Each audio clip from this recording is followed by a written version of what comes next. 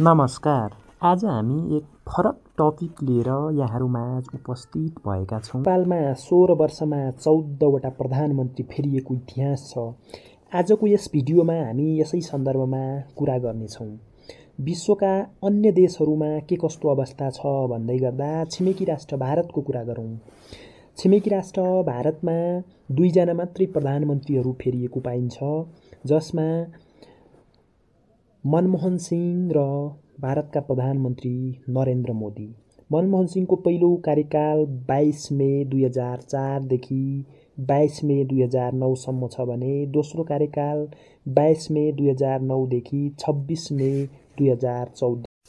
यसैगरी अहिले भारतमा नरेन्द्र मोदी प्रधानमन्त्री हुनुहुन्छ। उहाँको अहिले तेस्रो कार्यकाल चलिराखेको छ। उहाँको पहिलो कार्यकाल 26 मे 2014बाट सुरु भएको थियो भने उहाँको दोस्रो कार्यकाल चाहिँ 2019 मे 30 तारिकबाट सुरु भएको थियो र उहाँको तेस्रो कार्यकाल चाहिँ 9 जुन 2024बाट सुरु भएको थियो। यसैगरी गएको 16 वर्षमा पाकिस्तानमा कतिवटा प्रधानमन्त्री फेरिए यसको बारेमा हामी चर्चा गरौँ। सुरुमा मोहम्मद मियाँ सुमो 2007 नोभेम्बर 16 देखि 2008 मार्च 25 सम्म लगभग आधा वर्ष जति प्रधानमन्त्री बन्नुभएको थियो। यसपछि पाकिस्तानका अर्का प्रधानमन्त्री थिए युसुफ रजा गिलानी। उहाँको कार्यकाल 2008 मार्च 25 देखि 2012 जुन 19 सम्म रहेको थियो।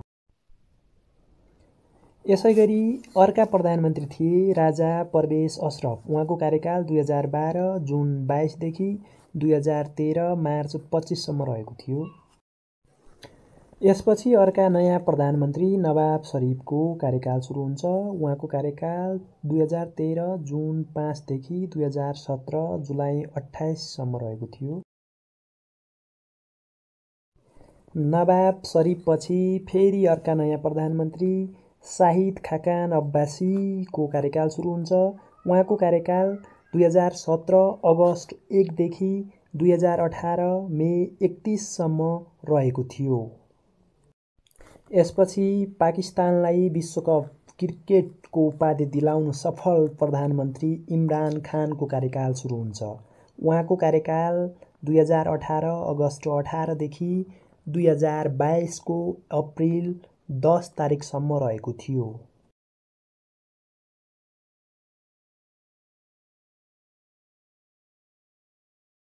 इमरान खानपछि शहबाज शरीफको कार्यकाल सुरु भएको थियो। शहबाज शरीफले चाहिँ 2022 अप्रिल 11 देखि 2023 को अगस्त 13 सम्म आफ्नो कार्यभार सम्हाल्नु भएको थियो।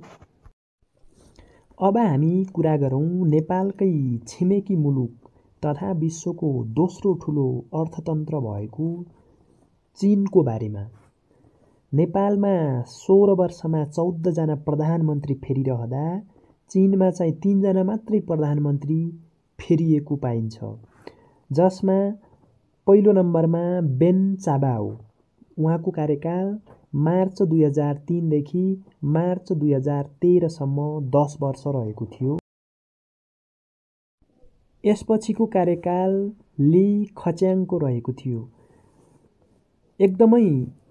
विश्वमा एकदमै शक्तिशाली मानिने ली खच्याङको कार्यकाल सन् 2013 देखि सन् 2023 सम्म 10 वर्ष रहेको थियो।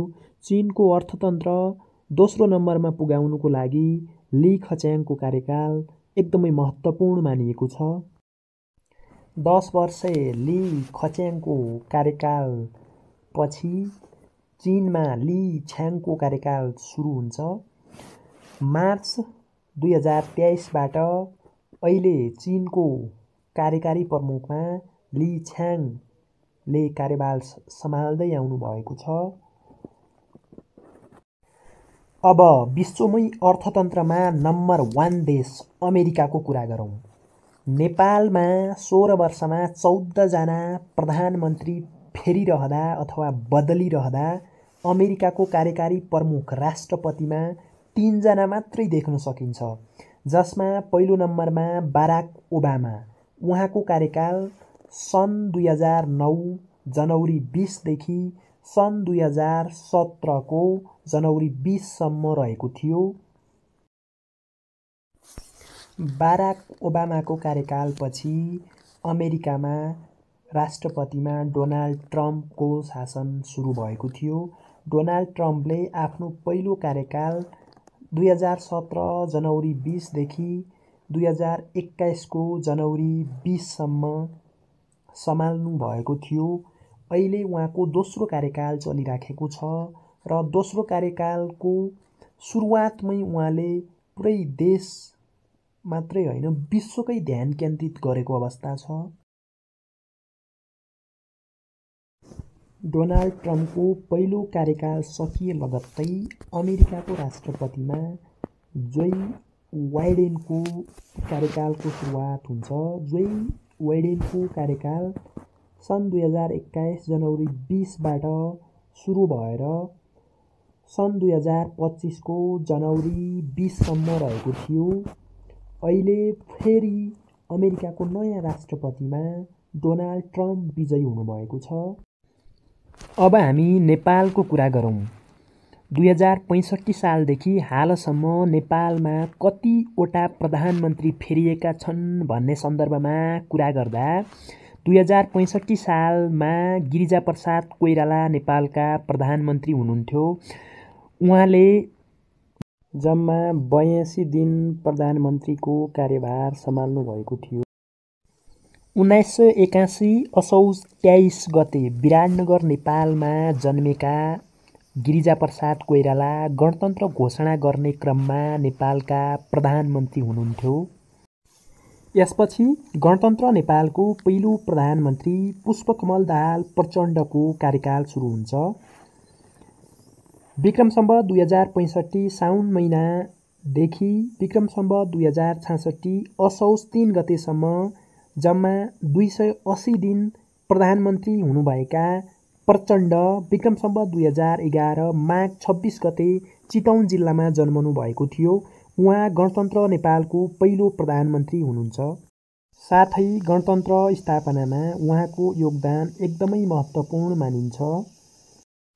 यसपछि नेपालमा माधव कुमार नेपाल प्रधानमन्त्री हुनुभयो। माधव कुमार नेपाल 2066 जेठ 11 गतेदेखि 2067 माघ 23 जम्मा 1 वर्ष 277 दिन प्रधानमन्त्री हुनुभएको थियो। माधव कुमार नेपालको जन्म विक्रम सम्वत 2009 चैत महिनाको 14 गते रौतहटमा भएको थियो। संविधान निर्माण प्रक्रियामा सहमति खोज्ने प्रयास उहाँको कार्यकालमा भएको थियो। यो लगत्तै नेपालमा झलनाथ खनाल प्रधानमन्त्री हुनुभयो। विक्रम सम्वत 2067 माघ 23 गतेदेखि 2068 भदौ 12 गतेसम्म उहाँ प्रधानमन्त्री हुनुभएको थियो। झलनाथ खनालको जन्म विक्रम सम्वत 2006 फागुन महिनाको 13 गते इलाम जिल्लामा भएको थियो। उहाँको कार्यकालमा खासै केही पनि त्यस्तो काम भएको देखिँदैन। राजनैतिक सहमतिको कुराहरूमै कार्यकाल बित्यो। यसपछि नेपालमा डाक्टर बाबुराम भट्टराई प्रधानमन्त्री हुनुभएको थियो। विक्रम सम्वत 2068 भदौ 12 गतेदेखि 2069 चैत 1 गतेसम्म जम्मा 1 वर्ष 117 दिन नेपालमा प्रधानमन्त्री हुनुभएको थियो। बाबुराम भट्टराईको जन्म 2011 साल असार महिनाको 18 गते गोर्खा जिल्लामा भएको थियो। बाबुराम भट्टराईको कार्यकालमा संविधान सभा विघटन भएको थियो। संविधान सभा विघटनसँगै नेपालमा बाबुराम भट्टराईपछि खिलराज रेग्मी प्रधानमन्त्री हुनुभएको थियो। खिलराज रेग्मी 2069 चैत 1 गतेदेखि 2070 माघ 28 गतेसम्म 338 दिन नेपालमा प्रधानमन्त्री हुनुभएको थियो। त्यसपछि नेपाली काङ्ग्रेसका तत्कालीन सभापति सुशील कोइराला नेपालमा प्रधानमन्त्री हुनुभएको थियो। विक्रम सम्वत 2070 माघ 27 गतेदेखि 2072 असौज 21 गतेसम्म जम्मा 1 वर्ष 243 दिन प्रधानमन्त्री हुनुभएको थियो। सुशील कोइरालाको जन्म विक्रम सम्वत 2002 भदौ 25 गते बाँके जिल्लामा भएको थियो। उहाँको कार्यकालमा नयाँ संविधान सभा जारी भएको थियो। यसपछि नेपालमा केपी शर्मा ओली प्रधानमन्त्री हुनुभएको थियो। विक्रम सम्वत 2072 असोज 25 गतेदेखि 2073 साउन महिनाको 17 गतेसम्म जम्मा 271 दिन नेपालमा प्रधानमन्त्री हुनुभएका केपी शर्मा ओलीको जन्म विक्रम सम्वत 2009 फागुन महिनाको 11 गते तेह्रथुम जिल्लामा भएको थियो। केपी ओली प्रधानमन्त्री हुँदा राष्ट्रियताको मुद्दामा अडान लिएका थिए। केपी शर्मा ओलीको कार्यकाल सकिएपछि फेरि पुष्पकमल दाहाल प्रचण्डको दोस्रो कार्यकाल सुरु भएको थियो। विक्रम सम्वत 2073 साउन महिनाको 18 गतेदेखि 2074 असोज महिनाको 17 गतेसम्म जम्मा 307 दिन पुष्पकमल दाहाल प्रचण्ड पुनः दोस्रो कार्यकालको लागि प्रधानमन्त्री हुनुभएको थियो। यसपछि लगत्तै नेपाली काङ्ग्रेसका सभापति शेरबहादुर देउबा प्रधानमन्त्री हुनुभएका थिए। विक्रम सम्वत 2074 जेठ 24 गतेदेखि 2074 फागुन 3 गतेसम्म 268 दिन नेपालका प्रधानमन्त्री भएका शेरबहादुर देउबा 2001 पुस 15 गते डडेलधुरा जिल्लामा जन्मेका हुन्। यो कार्यकालमा विशेष गरी सङ्घीय चुनाव व्यवस्थापन गर्नुभएको थियो। यसपछि फेरि केपी शर्मा ओली आफ्नो दोस्रो कार्यकालको लागि प्रधानमन्त्री हुनुभएको थियो। विक्रम सम्वत 2074 फागुन महिनाको 3 गतेदेखि 2078 असार 29 गतेसम्म 3 वर्ष 57 दिन प्रधानमन्त्री हुनुभएका थिए। केपी शर्मा ओलीको जन्म 2009 फागुन 29 गते तेह्रथुम जिल्लामा भएको थियो। विशेषतः परवान सम्झौतामा चीनसँग सहकार्य गर्नुभएको थियो।